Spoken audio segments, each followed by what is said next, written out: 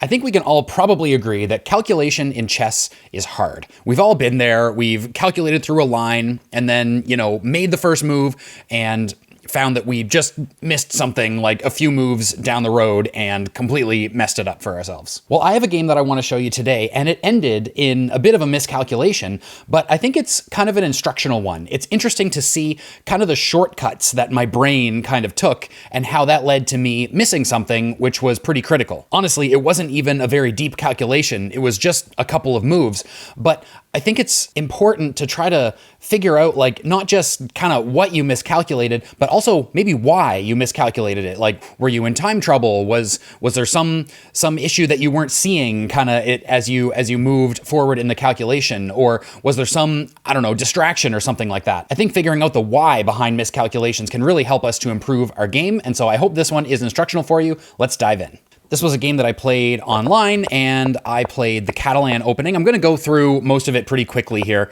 so we can get to the point. We got into the open Catalan with then this b5 push, which is double-edged because it tries to hold on to this pawn, but it also opens up this light squared diagonal, which is something that every Catalan player likes to see.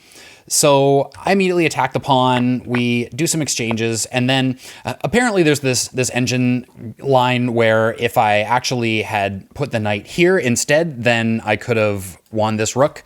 But I kind of looked at the engine line and it's like, I don't really see the difference between putting the knight here and the knight here. And, there are ways to defend. Like if the knight was here, there was something about like putting the queen here, and then after some calculations happened, and the queen ends up being able to like team up with the knight on that or something like that. Anyway, you know how it is when you look at engines. Sometimes it's like, yeah, that makes sense. And sometimes it's like, no, I would never have gotten that in a million years. Anyway, so I castled here. One thing that the engine does like is just playing knight c3 here instead, because see, I'm pinning this knight, and so piling up the pressure on the pinned piece is always something that is worth trying to do, especially where in this case it actually develops a knight. So that would have been a bit better, but I castled instead, and maybe thinking about playing e4 at some point or something like that. In some lines, even putting the queen over on e4 and just piling up along that diagonal can make sense. But then there's always like bishop b7 ideas and so on. Anyway, I digress. We both castled, and then I finally played knight c3, bishop b7, and I win a pawn. So things were going pretty well for me at this point. I have most of my pieces developed. This bishop, not so much. It becomes a bit of a problem later, as we'll see. But I did manage to win a pawn. And so after a few more moves, now one kind of issue that sometimes can happen in something like the Catalan or the King's Indian, where you have this strong fianchettoed bishop, is just the way the game kind of goes. You end up, with that strong bishop being traded off. And so that happened in this game, which is not ideal, and that does cause some issues down the line as well, which we'll see. But it is what it is, and the game goes on. I'm still up a pawn. I'm not up a pawn. Did black get... Sorry about that. I just had to like go back and look at a bunch of stuff. I think this is roughly where we were. I was thinking that I had been up a pawn, but of course I was down a pawn because I gambited this one. And so this is not me winning a pawn. This is me winning my pawn back. I just got totally confused and edited that part out. So bear with me. But anyway, a6. So now we're even. I'm not up a pawn, but I won my pawn back. So that's great. And then after a few more moves, yes, so here's where we were. We traded the bishops, and then eventually I do get up a pawn because I put the queen here, and this pawn is in trouble. And, I think I was kind of hoping maybe they would trade off their strong bishop for that knight, but as it stands, I was able to win that pawn, and then they were able to win that one back, but I won this one over here. So I end up being up a pawn. Anyway, I remember that from the game. I end up being up a pawn here. And then at this point, we end up just making quite a lot of trades. And this is the position that we end up in. Sort of end game-ish. Like queens are still on the board, but there's not a lot of other pieces at this stage. So honestly, at this point, I felt like things were getting a little bit weird, and I didn't really know how to proceed. Like, I'm up a pawn, and I think according to Stockfish, I'm doing a little bit better. Let's see. It's plus 1.3, so I'm doing quite a bit better. Right, because the pawn that I am up is actually a passed pawn over on the queen side, over on this side of the board. And so that's actually quite powerful at this point. But I wasn't really quite sure how to proceed. And so I put the queen over here. I'm just trying to add some danger. I'm attacking this knight, and I'm also putting pressure on this pawn. It turns out that something like putting the queen here would have been a little bit better. One thing I need to watch out for is this light square diagonal could potentially get weak, and my king could get weak in the process. And so I need to watch out for that. The other thing that's a bit of a problem is this bishop still hasn't actually moved yet. And so in this kind of part of the game, the engine is just screaming for me to just get this bishop out somewhere, anywhere. Like, get it into the game, get it off of the back rank so that it doesn't, cause problems, and also just so that it's in the game and participating and putting pressure on the opponent's position. But in any case, I went here and they played the knight down, so putting pressure on my e-pawn, and I played the queen here. And honestly, this was not a very good move. This was probably my first kind of mistake, really. Like, the engine doesn't consider it a mistake, but I certainly do. Actually, the engine might consider it a mistake. Not a blunder, but at least a bit of a mistake.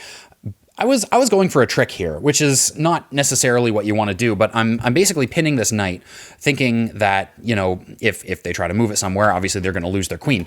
This wasn't like a blitz game or a bullet game. We both had lots of time, so this was not a necessary thing for me to do, and it doesn't really do me much good. It opens up this light square diagonal, which black ends up taking advantage of in just a minute. And yeah, like literally in this position, the top 4 engine moves are to move the bishop to one of these 4 squares. The Stockfish is just like, come on, you got to get that bishop out. And then the 5th best move, according to Stockfish, is to put the queen up here, just being, more active and still keeping an eye on this potentially weak light square diagonal. So this was not great. I ended up kind of getting myself into a bit of trouble because then black plays queen a8, which is with a check. And then after my king goes down on the back rank, now the queen is attacking my bishop, which has not been developed yet. And so in this position, I'm starting to feel like I'm in a little bit of trouble because I need to do something about this bishop. But the problem is that this knight can also very quickly pile up pressure on that bishop. And it is pinned to my king, so I can't move it anywhere.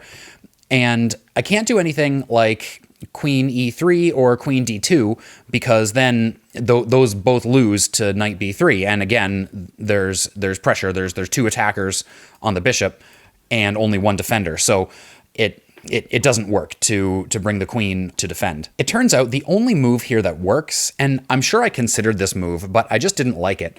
The only move that works is queen d1. And the reason that this works is it defends the bishop and it also covers the b3 square so that the knight can't actually move to that square. That's a little bit hard to see. Like, I probably should have been able to see it, but it's not a super obvious move, and it doesn't look great because now it looks like my bishop is pinned to my queen, which isn't entirely true because my knight is defending the queen, but one could imagine, a scenario where the knight gets traded off and then the bishop is pinned, and it just doesn't feel like a really good scenario. But it's much better than what I did, which was to put my queen here. And this was my miscalculation, and so I want to look at what happened here because I think it's really interesting. I thought about this move for a while, and I realized that just putting the queen here or here doesn't work, and I'm sure I considered this move and just kind of dismissed it because I didn't feel like I wanted to set up this kind of pin. And so I decided, well, let's just offer a queen trade. And here are kind of the shortcuts that my brain took. First of all, if I move my queen here, then it's defended by the knight. So, if they trade, then it's an equal trade. Great. The other shortcut I took is I'm sure I noticed in the moment that this pawn was under pressure and this would be a fork, right? But in this position, that doesn't seem very dangerous because I have a queen and a knight both defending that pawn, right? And so what I failed to calculate is if I do this with the knight defending the queen, then what ends up happening, and I'll just show you this, the queen trades off, the knight goes down here, and now this square is no longer defended. You see what I mean? Like in this position, I took kind of the shortcut of saying like this pawn is defended, and if I put the queen here, it's defended. But the knight ends up becoming overloaded. It can't defend both the pawn and the queen at the same time. And of course, by moving my queen, I'm also removing the queen from the defense of that pawn. And so honestly, like a little bit of a tricky calculation, but again, like this was a classical game. I had lots of time. I think I had like 25 minutes left on the clock at this point. And so this is a lot of time to figure this out, right? But because of just those couple of little issues with my calculation, this is what ended up happening.